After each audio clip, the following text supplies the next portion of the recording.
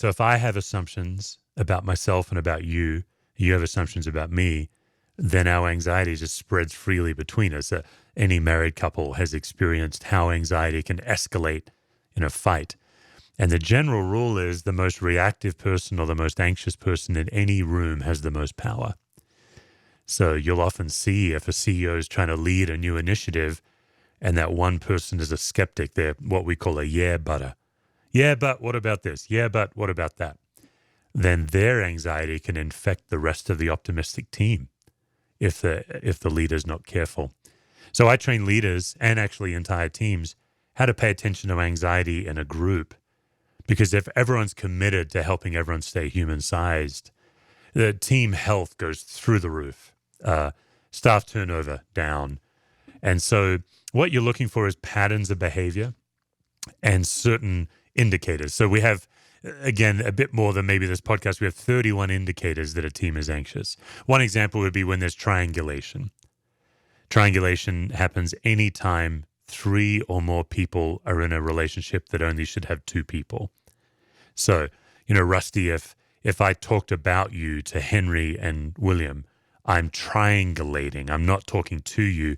A lot of people don't have the emotional maturity to talk to each other, so they talk about each other. That's a very simple indication that the culture is anxious. Because anytime I talk about you and not to you, or anytime I talk about you differently than the way I talk to you, I'm going to be anxious. I'm going to make the people I talk to anxious. And when you find out about it, you'll be anxious. So there's 31 indicators like that that we look for in any organization. And then the other thing we're looking for is recurring patterns of behavior in any team. You take a staff that's worked together for a year, and anyone listening to this can answer the following questions. Who on your staff uses the most words in a meeting? It's always the same person. Who's always the first one to speak up? Who never speaks unless they're called upon? And who has their own secret meeting after the meeting? Now, these 4 questions just indicate that over time, anxiety puts any group into a predictable, recurring pattern of behavior. Because your listeners already know the answers. They already know, oh man, John says the most words and Sally has her own meeting after the meeting. That's because these behaviors become predictable. Also in marriages or raising kids, parents and children and husbands and wives fall into predictably anxious patterns together.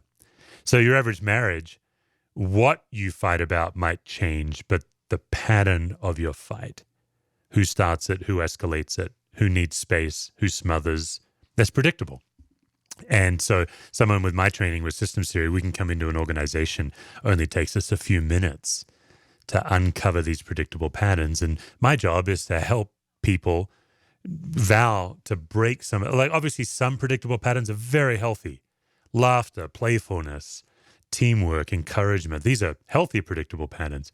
But to try to look at the toxic ones and help resolve them. And really, the role is you're trying to put the anxiety back on the person who's generating it.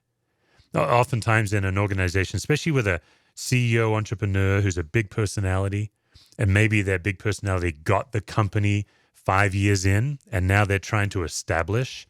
What happens is that CEO's habits tend to generate anxiety on the staff, but maybe that CEO is like, well, you just have to deal with it. That's the way it is.